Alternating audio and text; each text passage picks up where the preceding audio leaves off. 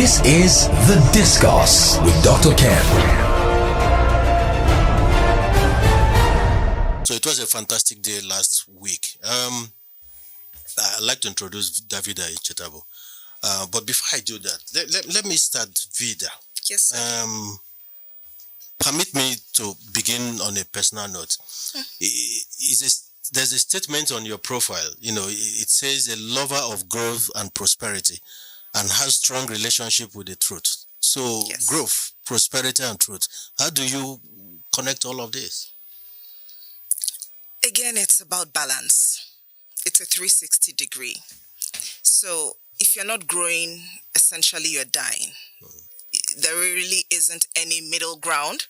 So you're either moving forward or you're going backwards. Prosperity, again, we would say very easily the opposite of prosperity is poverty. And it doesn't always have to be a financial type of prosperity. We can be prosperous in our spirit, souls, and bodies. And there are many ways to dichotomize that conversation. While the truth, I am really big on the truth, consistency, and the God factor is a big part of my life. Fantastic. Yes. You know what, listeners, it was deliberate. I decided that you must hear that voice before I make the proper introduction. So now, who is Vida Echetabu? Topic is wealth creation and man. Are we all gold diggers? Profile.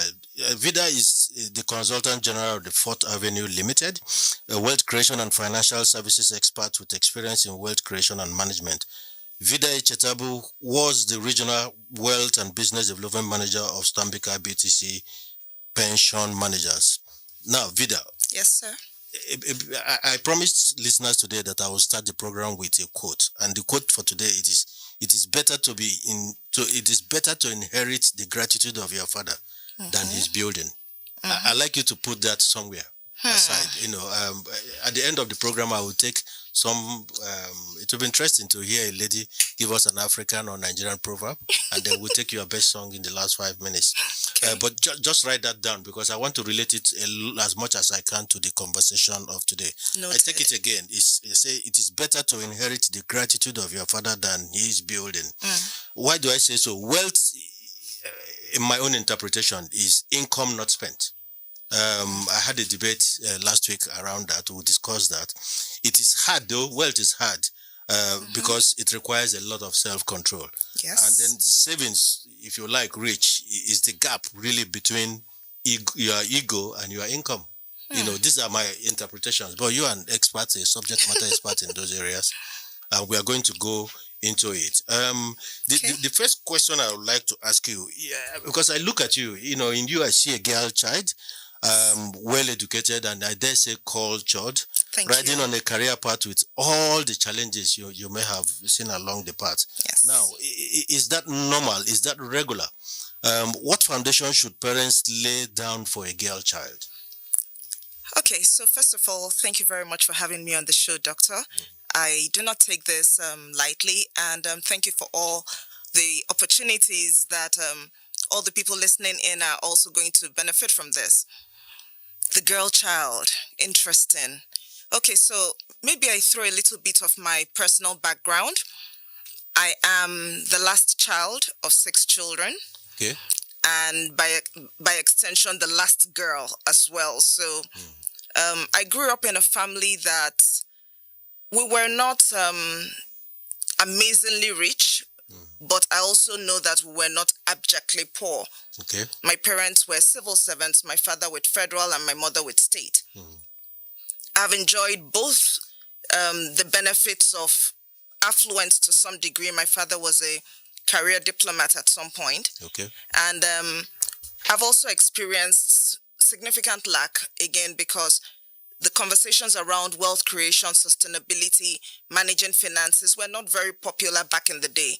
So I would just assume that he didn't have a lot of knowledge with which to make sure that his retirement days were, you know, in the most comfortable way. So I've experienced both ends.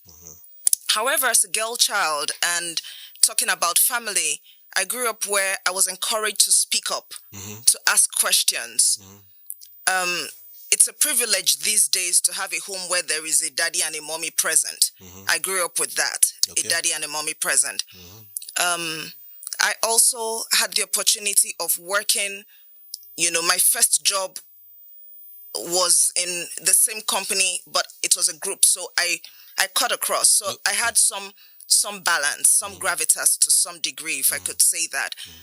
Again, it wasn't all rosy. We'll get to the challenges, because I was very deliberate when I asked that question. By the way, listeners, you can get us on our WhatsApp number 09092 172 I take that again, 09092172973, and then at Classic FM 973. You can send in your messages. I'm very sure my guest, Vida Echetabu, I'll get that name eventually before the end of the program. Maybe I'll give you expo. I'll get that name. Now, Vida. Yes, sir. Now, what is rich and what is wealthy? In one sentence you hear rich, in that same sentence you hear wealthy. People, my own interpretation is that money talks, but wealth whispers. Yes. And I take that again. Money talks, but wealth whispers. That is my own interpretation. But for the benefit of listeners out there, what is the difference between being rich and being wealthy? Okay. Let me even just add to that your last statement. There is even a wealth that doesn't whisper. It just shows up and the whole atmosphere changes. We know that wealth arrived without saying anything. Is it a spirit? It is a spirit. It is a spirit. Okay, so to answer the question with regards to whether there is a difference or a rich versus wealthy conversation, and a lot of times in our conversations, both are used interchangeably. And again, because at the end of the day, we are gunning for communication and not necessarily for perfection of definitions. So I'll give this example. It's an illustration from something that actually happened. Many years ago, I was within the premises of my previous employer. And by this time, I was middle management. I'll just say, okay, maybe I'd entered management proper. So I was a deputy manager. And then there was a young employee, less than a year. While we're standing on the premises, one of the managing directors, smooth, clean BMW drove in. Okay. And BMWs, they have presence. Do they? They command attention. They look at me, look at me. Power. I know. So the young man, said, I will have that car in 2 years. I looked at him and I asked him if he thought that the managing director who owned the car used that same car when he just started his career. And he said, no, it doesn't matter that, he can have the car in 2 years. Well, the little I could do at that point was to advise the young man that there were many equally ambitious, aggressive people like him who were cooling off somewhere in Ikoyi that was not Ikoyi Club. And so he should be careful. And the reason I say that is to answer the question. It's possible that people can come into sudden money. Okay. Again, with all the opportunities that the internet prefers these days, and people are really digging into their skills and talents. However, a wealthy person would have the mindset of retention and growth of those funds, whether it's by multiplication or by addition. However, that young man was thinking more of riches because he was looking at the trinkets and trimmings that would shout, I have money, or I suddenly have money. So between rich and being wealthy, it's mostly a mindset thing of, wanting to retain and grow that which you have. Fantastic. So let's take wealth. How much of that has to do with inheritance? You know what? You can inherit a lot of money, a lot of assets, financial assets, and the assets that money can buy.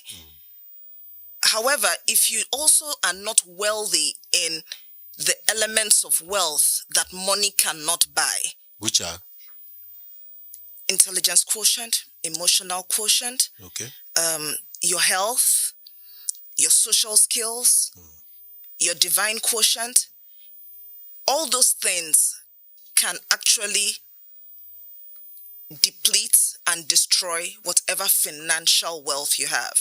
However, with those things, you can actually create financial wealth. But financial wealth alone does not necessarily translate to those things. Fantastic. Listeners, I hope I'm not the only one enjoying this. Like I said, you can reach us on our WhatsApp line, 09092172973 and at Classic FM 973. Now, I hear you say divine quotient, isn't it? Because I know all other quotients very well. Yes. But I'm hearing some emphasis on divine quotient. Yes. What do you mean by that? I mean that I give an illustration. I know I worked really hard to get to where I got to in my career. Okay. But I'm also aware that I am certain that there are many people who work harder than me on the surface of the earth, whether in my career or in other careers, who did not get to where I got to. And of course, clearly where I got to is nowhere close to where I'm going. And the reason I say this is because it's the God factor. My strong, and it's a very personal thing to me, my strong belief in the fact that the hand of God carried me through a lot of things. There are people who also made financial decisions. So it's not just about luck, because luck is when endeavor meets preparedness, isn't it? Well, that's even a dodgy thing. What if one village demon sent on steroids comes and distracts the luck? Oh, there's something like that. Well, it is so possible. This is Nigeria. But I hear people say that you create wealth, but I never hear them say I never hear them say you manage rich, but they say you manage wealth. Why don't people say you manage rich? Well, again, because now if I look at it from the context of that question, rich is one level. Okay. Wealth is a different level. So let's just say, to paint a picture, wealth is rich on steroids. You know, wealth is the top. Wealth is rich on steroids. You know, so when you're rich, you know, you're still hustling. When you're wealthy, you're not hustling. At least you don't appear to be hustling. The money is working. And it is a journey. It is a journey, actually. It's a journey. Yes. A long one for There's them. no destination to wealth, actually. We keep making an effort to acquire some wealth. If we're not trying to acquire it in the financial, we're trying to acquire it in other ways. The people who have hit certain very robust financial positions are now thinking about legacy. Yeah. You know. So talking about journey it takes me back to those questions, the intelligent quotient and the acumen that comes with it. Yes. Aside, the emotional intelligence comes with it. But the other part is the capacity, you know, because when I look at men, and when I say men now, I'm talking about in the context of the human, both man and woman. Yes. I think what will drive whatever you inherit is that intelligent quotient, the emotional intelligence. But you must have some curiosity, you know, intellectual curiosity. And if you like contemporary relevance, to understand what the time is. Yes. Otherwise, this rich may never have the steroid to take it to wealth. Is that what you're saying? Yes. Yeah. I'm saying that it's always going to be a function of many moving parts. So at some stage in one's career, they are, you know, building, putting in things, you know, they're just starting their career. They don't have a lot of, you know, financial wealth, but that is the time where they can build on their wisdom quotient, their intellectual capacity. That's the time they can also start investing in their social network, their social capacity. You know, fantastic. We'll dig into that. There. You seem to have hit a lot of chord. I'm seeing on the screen. T.Y. Marcus is saying, "I'm enjoying this analysis of wealth and riches. Thank you, Vida." But the T.Y. Marcus never said thank you to me. She, I think it's a lady, isn't it? She said, "No progress without God in the cycle." You had said that as much. Yes. And then wealth is a marathon, and somebody else is saying rich is a sprint. Again, you know, that is another way of saying those things you have said, you know. So who relates more with wealth creation, man or woman? You know, and you know who, you know, from inception, you know, as a girl child is growing up or a boy child, which of them is looking at that window through telescope and not through the window? Okay. So let me just say that through my career, I never looked at myself when it came to the hard facts as I'm a girl, so I can't show up in a certain place. I just saw myself as a wealth manager. I had appointments to meet my clients, and I will hold my own. And because I managed clients in the high net worth space, when I sit in front of you, at that point in time, with every level and sense of respect, I believe that I'm at par with that person I'm sitting in front of. I have access to your financial records to some degree. Okay. So there is a measure of trust you have bestowed on me. You have created time on your schedule to have a conversation with me. So it means I'm important. And so at that point, I'm not really looking at the gender difference. I'm just looking at, this is a job that needs to be done. These are conversations that need to be had. And success really is not, it doesn't differentiate in terms of gender. Really, it doesn't. Yeah, fantastic. Now I can see now TY has balanced it. She's saying, thank you, Dr. Ken. I take that. And there's another message there. He's saying that talking about riches and wealth, how can a 1 million naira man become a billionaire? I'm sure in the course of this conversation, we will take that. But now, Vida, Yes, sir. Does wealth have components? Because I read about this, you know, because I didn't want to be tottering for balance when I came to this program. So this installment of the discourse today, I didn't want to totter for balance, so I read it up very well. Not that I don't know how to move rich to wealth, but I read it up very well. And I decided I must ask this question. I know that wealth has components. Do you want to speak to that? How can you break down these components? Okay, so there is a broad range, and there are different components to that. We can look at wealth from the position of health. Okay. We can look at wealth from even in the financial, aspect. What makes up one's wealth portfolio? So maybe I should focus a little bit more at this point in time on the financial basket. Okay. What types of investments are you interested in?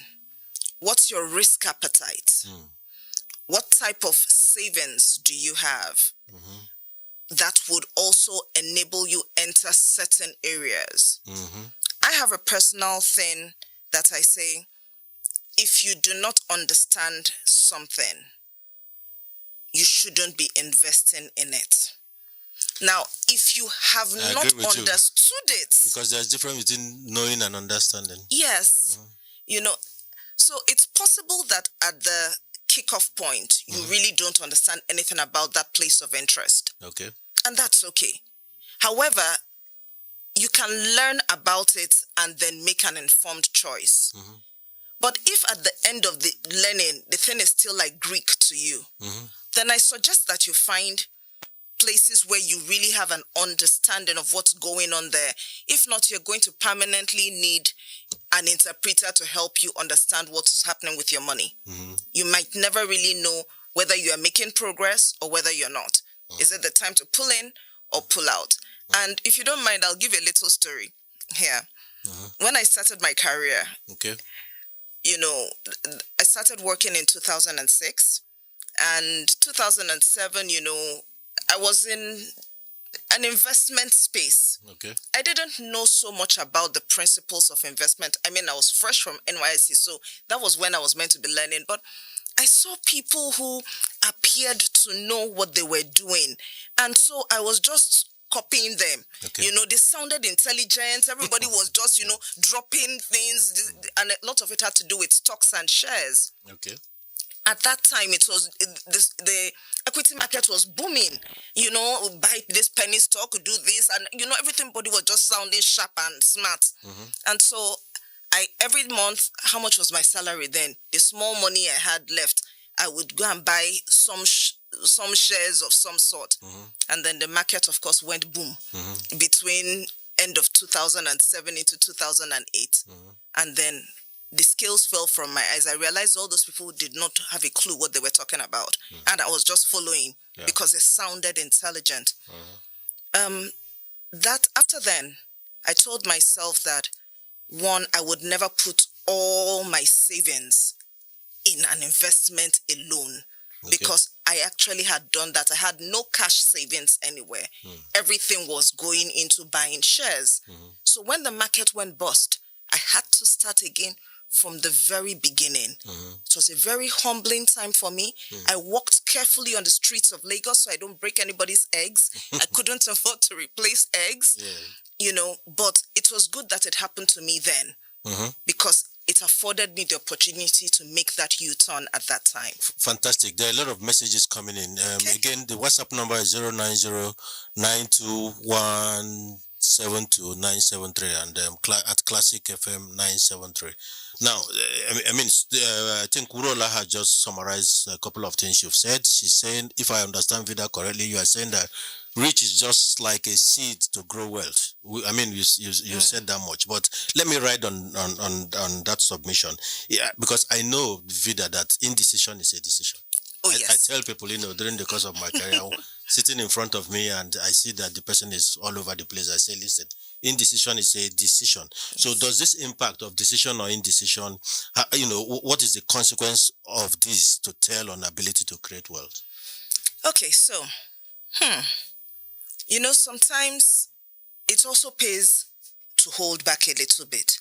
But, holding back is different from an indecision. Because when you choose to hold back, you are intentional about holding back on a decision. Now, indecision is quite like procrastination. You would never know till you try.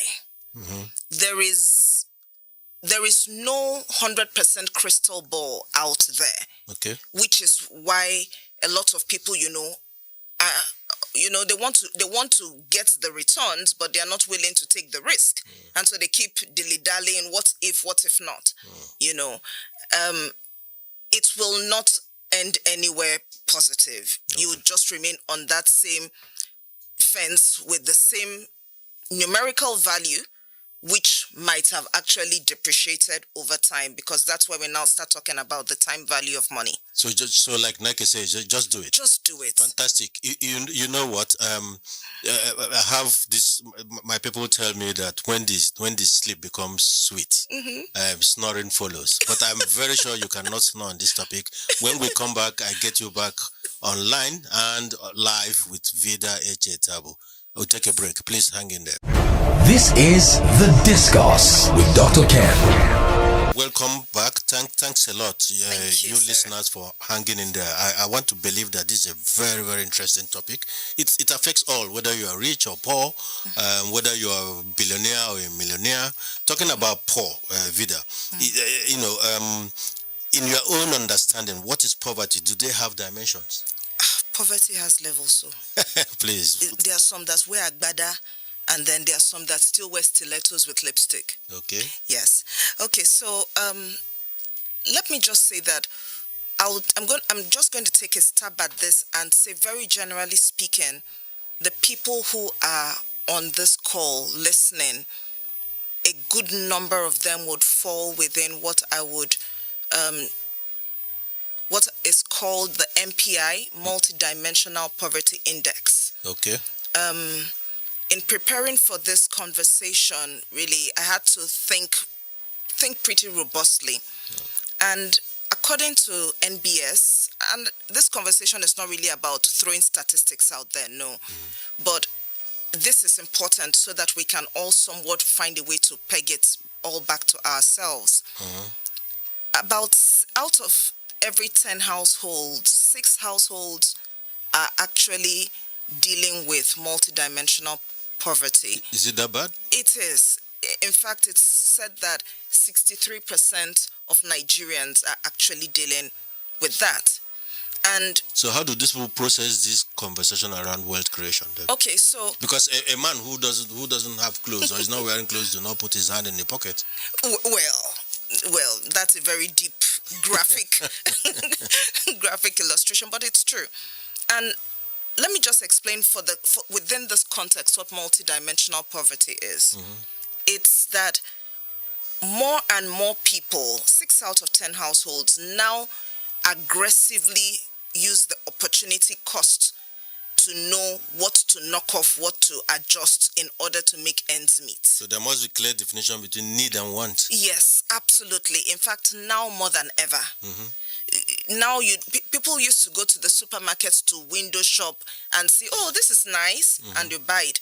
Now, the last time I entered the supermarket, I noticed a lot of people paused fully at, counters or at shelves, trying to make a decision on which item to buy, which was not what we used to do. Nigerians would just pick, and we go. Now you see people, male and female, standing, and you know that they are not just looking at the wrappers. They are computing what's in the bank balance, how they can adjust, and what they need to get. Some mini cost-benefit analysis. Yes, so maybe the only people who are not having to do a lot of opportunity costing would be the 1% of the 1%. But I doubt that they are not even feeling if they are not feeling the heat, they are getting warm. They should feel it, because the situation really, listen, again, I like these proverbs. They say, yes, if the eye starts tearing, the tears start rolling, then the nose too will start running. Oh, yes. Yeah. Oh, yes. It has reached that stage now. It has. It has. So maybe people outside of the 1% of the 1% are feeling the heat, but definitely the 1% people are getting really warm as well. Yeah. They cannot be detached from the situations. Fantastic. Now, when I listen to Nigerian songs, especially the contemporary ones, they speak a lot to this world. Yes. Does any come to your mind, and why do they kind of draw inspiration from world? Because these days it's very popular to hear them. When you go to our pop culture, it's all about world. Yes. And world. So where do they draw this inspiration from? Does anyone come to mind to you? So while I'm not typically on the very major aspect of social graffiti, however, for this conversation, Rich Till I Die, I think Chris Daniel, Kiss Daniel. Yes, somebody is either kissing or kissing, it's one Kiss, of the two. Yes. His song is quite poignant. And listening to that song alone, just hearing it, I could deduce, maybe extract some 5 to 7 points on the wealth journey. Yes. Fantastic, Vida. Now, Siamese twins of inflation rates, because, listen, you just dragged me into the economics of it. You can be rich, you can transcend to becoming wealthy, but listen, the Siamese twins of inflation rates, and interest rates. Yes.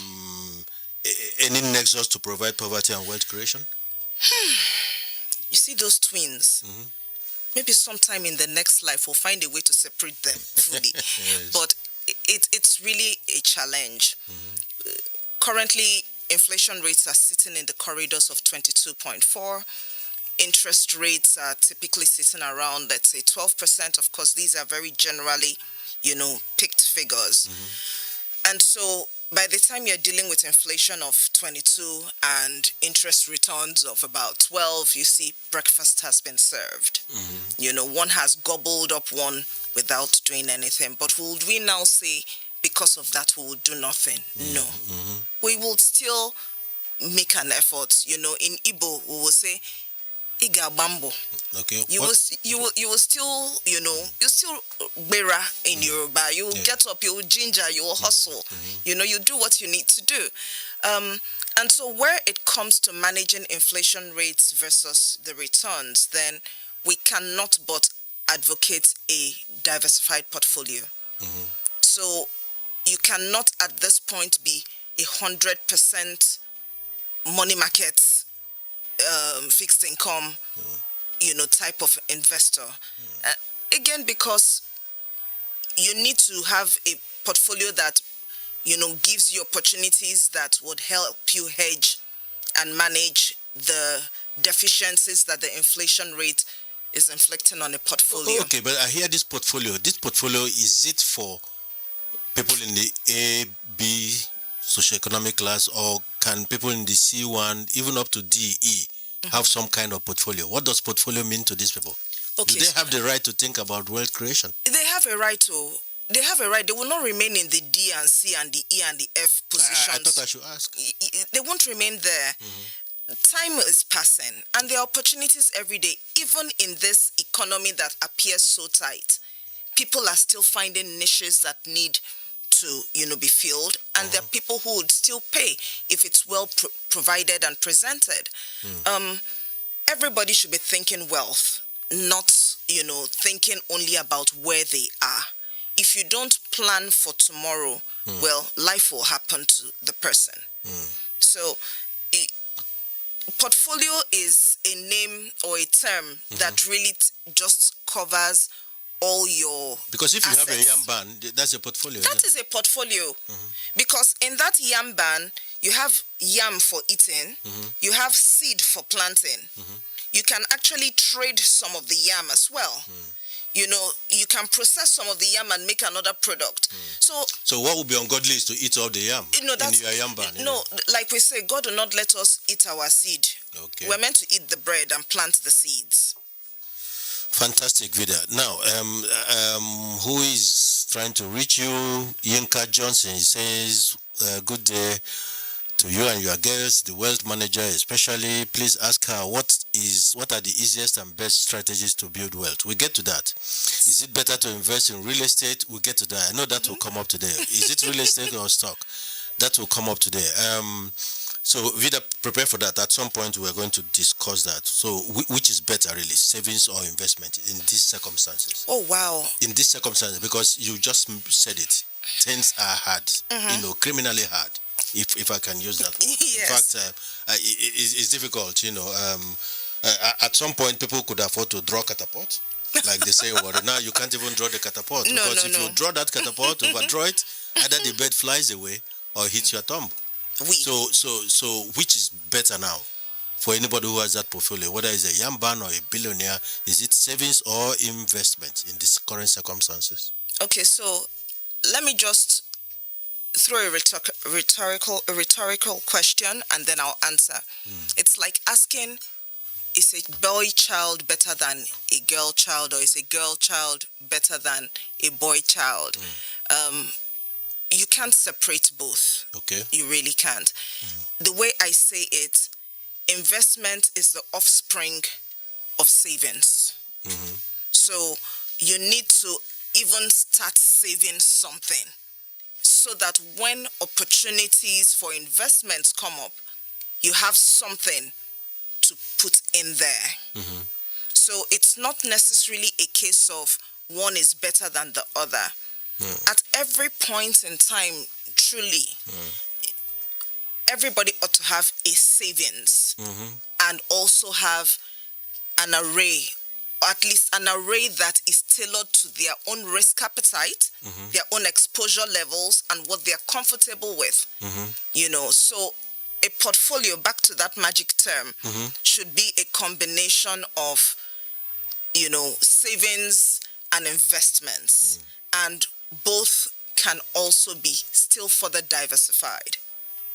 Fantastic. Yes. So you just need a bit of wheel balancing. Oh, an alignment. And even now you have to introduce alignment. An alignment. So you see, when we talk about wealth today and riches, it's no longer just for the rich in the Nigerian or even international context. Whatever that you have, there's an asset. You have to manage it somewhat. So you must find a way to acquire this know-how and the acumen to do so. Yes. Otherwise, it becomes perilous, isn't it? Yes. So, what are other non-financial components of wealth? Because I hear you spoke a lot about the financial components of wealth. Are there non-financial components of wealth? There are. There really are. So, when I was preparing again, I had some time I invested in preparing for this conversation. There are, in my opinion, three broad things that play significant roles in wealth creation. The conversation so far has been talking about individuals, and how, these principles and conversations affect us as individuals. But if we want to have widespread, wealth, because when you're the only rich man in your family, you're actually very poor. Everybody's coming for you. Okay. And so whatever you thought was a lot is no longer a lot, because you're essentially a fountain. Everybody is just sapping everything, black tax. Now, to have widespread wealth, I would look at three things, which I say CDT. CDT? Yes. Okay. What does that mean? Collaboration. Okay. Delayed gratification. Okay. And trust. Okay. I'm interested in the delayed gratification. In fact, that one is the spiciest of the three. Yeah. And I thought about it and I said, that singular element, delayed gratification, can be the one fundamental reason why the poor remain poor. Wow. Yes. It is difficult to do something with, and this is with every sense of respect, but with these conversations need to be had. When a poor person, needs something, or they want their money back or something, there's really it almost appears there's no sense of patience, no restraint, very limited ability to delay the gratification. It almost becomes, gangster in a manner of speaking. Let's just throw back to when there was the drive towards a cashless society recently. Yeah. We saw tons and well, I don't know if it's the same one, but we saw a number of videos go viral of people going to strip in banking halls. And I can assure you that the people that were stripping were not the middle class or upper middle class or even lower middle class. They were typically... for them, shall give me my wealth. Exactly. Just give it back to me. Exactly. So imagine collaborating on an opportunity with somebody who has that possibility, the potential of that, and expecting to make progress. It's not possible. Because the agreements that were, agreed on, the points that were agreed on from the beginning regarding investments and, the wealth creation, somebody's just going to wake up one morning and call you a bad name and scream and do something, really, really dramatic, and all of a sudden you have to break that investment, pay the person off because you don't want issues, and that leads to the last part. Trust is broken. Now, another aspect of it is, in the course of my career, I know I can't count the number of upwardly mobile senior, and top executives who kept saying, Vida, they have money. They want to do some investments. They want to, they want to do stuff. But their fingers have been burnt. In fact, it went beyond fingers. Their whole hands were burnt and cut off. Because trust was lacking. They had, maybe done something with somebody at some point, and those people ran the business to the ground or made away with their money. And what should have been wealth evaporated, isn't it? Yes. So, again, it brings us back to these things. So, if we look at this,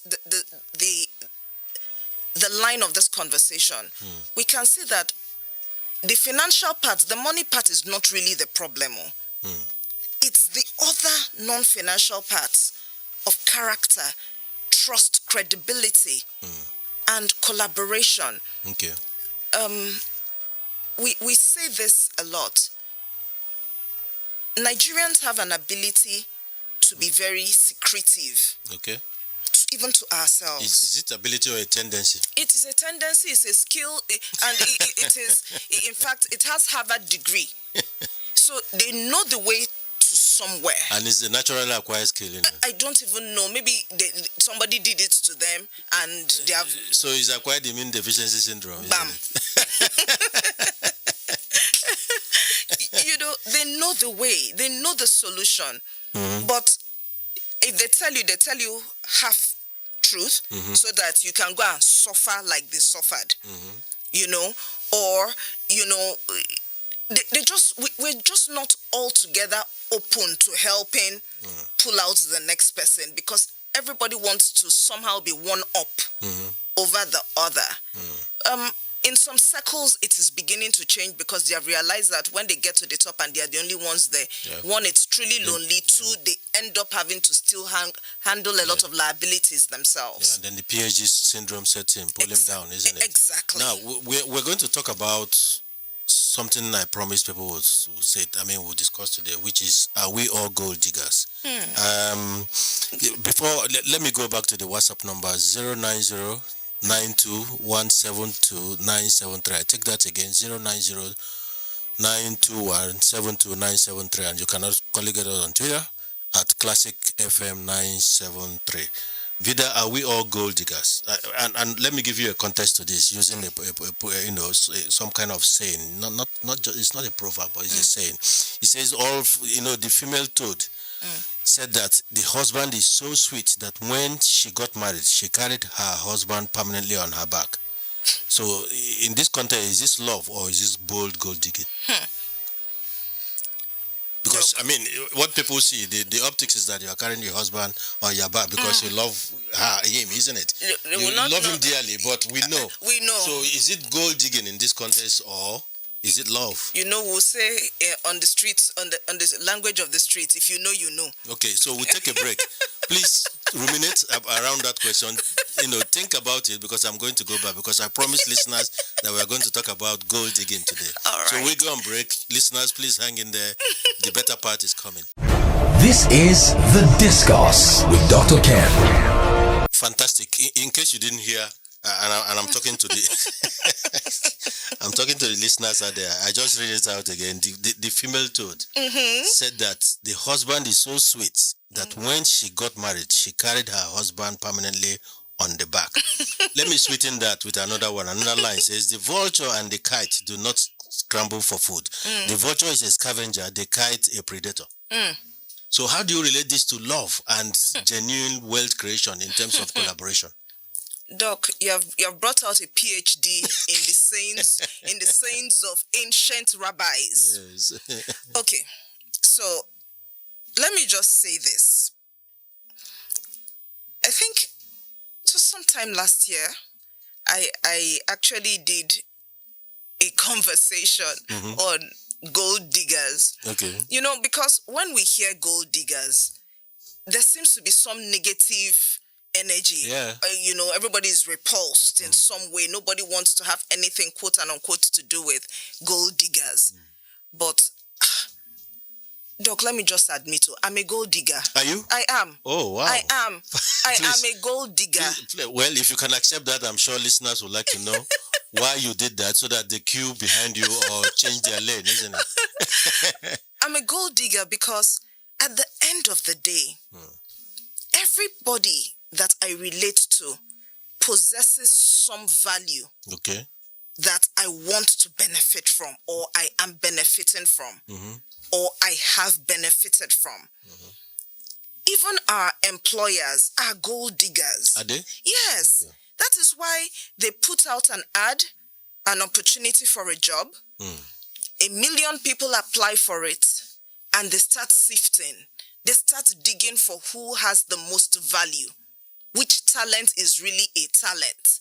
Which one is just rough around the edges, and with some training they can, extract so much more out of that person? Employees are also gold diggers.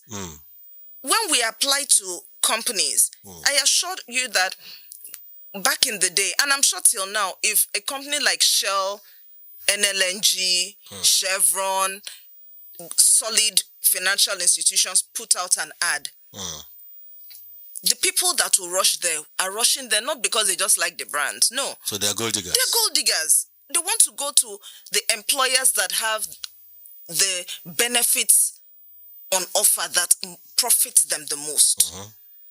So anybody who is going around saying they don't like gold diggers or that they are not gold diggers, so they don't have strong relationship with the truth. They are lying.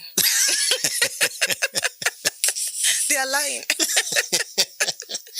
Fantastic. Somebody just sent, I didn't quite pick the name, but he's saying the difference between rich and wealthy really is a comparison of their lifestyle and mindset. Yes, I agree with that. And he's trying to relate, to, what is he saying here? What matters is how much the individual earns relative to how they spend.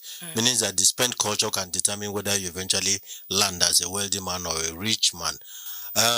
Fantastic. So, I'll go back to gold digging, but let me deal with the issue of inheritance.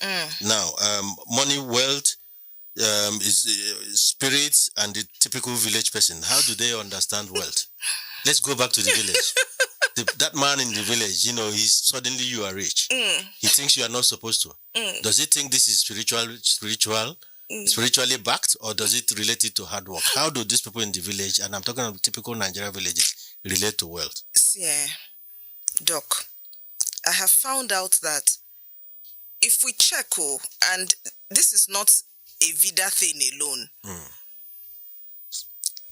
one big money, maybe it's bonus, maybe it's even just salary, or maybe you did one small, freelance something and the money hit your account. If you don't have a plan for that money, or a budget, or a firm financial character, it is miraculous how at that same time there's a message coming from somebody, how somebody is sick or somebody needs house rent or something. I don't know how it happens, but it has happened to so many people, and I'm sure the listeners can relate. And again, that's because I would say money, wealth in this case, is a spirit. So can we talk about the fluidity of money? Yes. The fluidity of wealth. Of wealth. Yeah. Because what is important to you in terms of wealth for somebody who is up and coming? Okay. They are big on, I want to save, I want to put money aside, or I want to travel, I don't want that exposure. Some people, I want to get a ACCA, ICANN, chartered something or the other. And then at some point, when one is also ill, the part of the wealth that is now important to the person is spend whatever it costs to get me my health back. Yeah, because if you see something greater than your farmland, you sell a yam ban. There you go. You will do whatever. So wealth in itself is a very fluid conversation. Okay. And again, another way to consider the fluidity of wealth is at this particular time you invested in something and it worked per time. But at this season, there's another opportunity you should explore. You can't sit still. What does that mean? It means that you don't stay in one place to look at the masquerade. So you climb You move around. Okay. You move around. You explore other opportunities. You pay attention to what's going on in the world. What's going on in Ogun State. What's going on in Aba. It may find a way of being relevant, to either enhancing your wealth portfolio or at least preventing it from shrinking. So you're talking about opportunities, because Absolutely. I hear you say, you either create wealth or you fill a gap in need. Yes. That's where you build a platform for wealth creation. You need to. You're either finding an extra means of income, you are plugging the leaks, and you're definitely doing all you can to make sure that you spread, you hedge into the future. Fantastic. So that takes me to legacy. Because I've been itching, but I left it for the last quarter of this conversation. So what is the connection between wealth and legacy? There are many wealthy people who have died and their memories have died along with them. They were just very rich. Nobody, first of all, maybe knew who they were. And they died, and that's it. Solomon Gandhi. Okay. However, there is a type of wealth that you get into. And sometimes it doesn't even need to be so huge to start off. You may start by, doing some donation here. What you're doing is you're trying to make sure that you're impacting lives.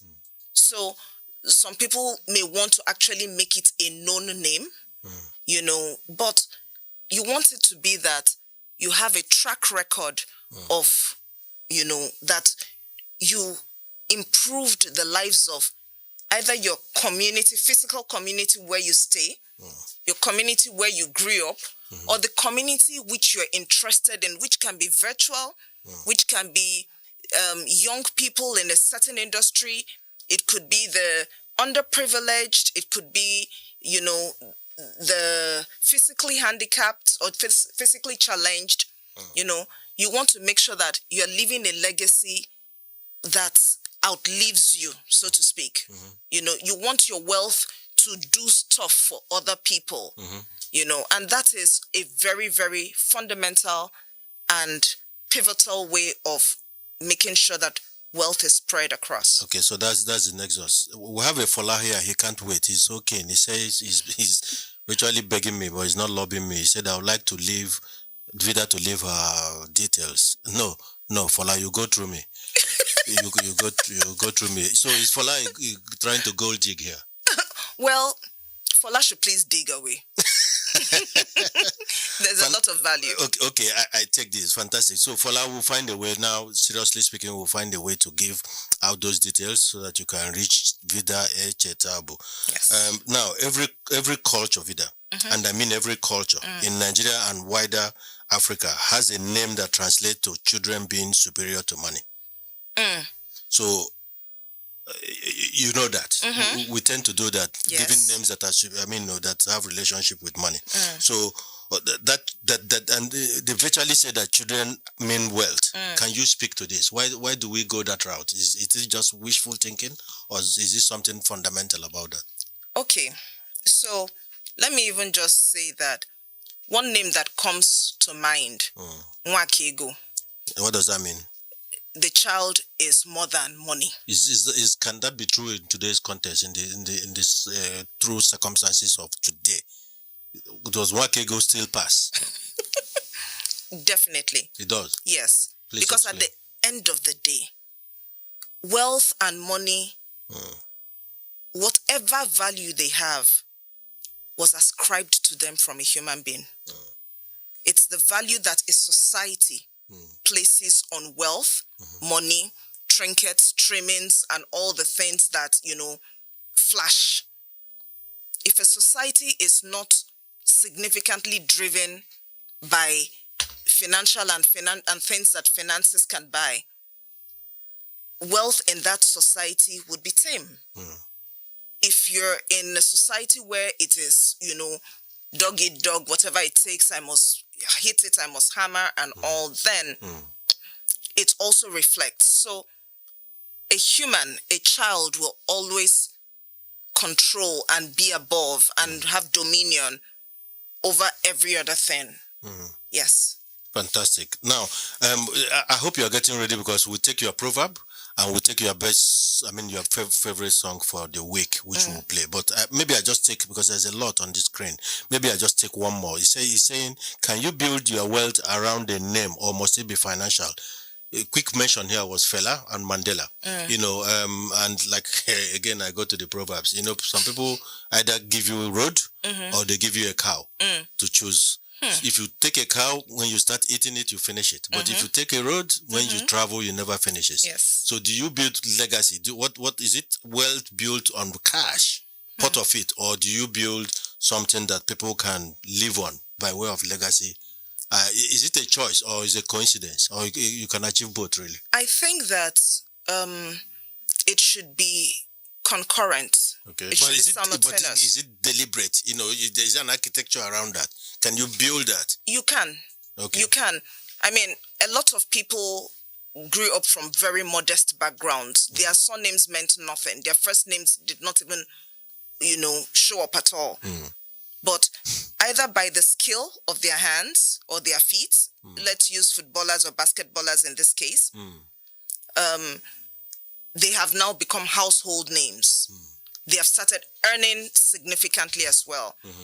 And they have also been very intentional about, their behavior, how they appear in public. So they are building a credibility. I hear you, Vida. So the core word there is intentional. Very. You have to be intentional so that you build that, because if it is just wealth by way of money, then you have probably chosen the cow. And Yes. if you start eating a cow, you'll finish the meat. Yes. But if you build a road, And part of your it will even go bad your because I children don't know will how you're travel going to preserve to the and fro cow. that road probably for generations. Yes. Now, there's a message from the UK, from Ade. It says, I'm really enjoying your program, even though I'm at work in the UK. Your guest is brilliant. I want her details. No. Then you go through me again. Please ask her, blah, blah, blah, if investing in shares is still profitable. Well, I'm sure if you listened all through, you would have seen rationale that will be behind yes or no for that question. Now, Vida, what will be your proverb for the week? My proverb is in Igbo. Okay. I don't even know if I can totally qualify it as a proverb, but it's in Igbo and I'll explain. Is it a saying?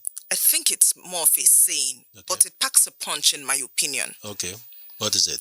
Akunemeko bisike. Let me make an attempt on akunemeko bisike. Yes. Okay, what does that mean? Akunemeko bisike means that wealth gives you guts. Wealth gives you guts. Yes. Okay. And it could be wealth in terms of finances. When you know that, quote and unquote, money is not a concern, there are certain things you can experiment. You can launch in and try out things So because... you go beyond the hygiene things. Well, yes.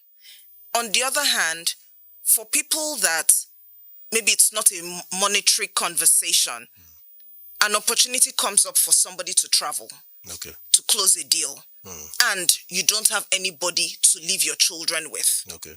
You pass it. You pass on it. All right. Fantastic. You've given a context to that. Please, your song for the week, please, as we wrap up. Listeners, next week we are going to deal with travels, vacation. Now, in the context of Nigeria today, is it a must? Is it a reasonable thing to do? We are going to tie it to economics. We are going to tie it to the reality of life, business, cost of living. Is that decision a rational one going forward? Travel and life next week. Doc, so are you seriously not going to give them my contact details? Well, if they talk to me nicely. They are talking to you nice. Let me just announce my website. Your song, please. Okay. So my song for the week is CC Winans' Goodness of God. Yeah? Thank you very much. Let's take that website. You know, I'm normally kind and even kinder when it's a Sunday. You're very wonderful. Your website, please. My website is fourthavenuegroup.com. That's the number 4, not the spelling. 4thavenuegroup.com. Visit there. You would have an opportunity to have a free 15 minutes consultation with me. My schedule is quite full, but go ahead, schedule it. There are limited spots, and you would have the opportunity of bouncing off a lot of questions. 15 minutes is a lot of time. And fantastic. Just know, listener, that's that in football there are agents. Yes. So in this case, I am the agent, and I'm not a small agent by any means. They are going to bring the offering to you. Thank you very much. And have a great day ahead and great week ahead, you listeners. We'll take your song now. Thank you. Thank you for having me. You said that? Yes, CC Winans' Goodness of God. All the best. Have a great week ahead of you. Thank you. And that's it on The Discourse with Dr. Ken.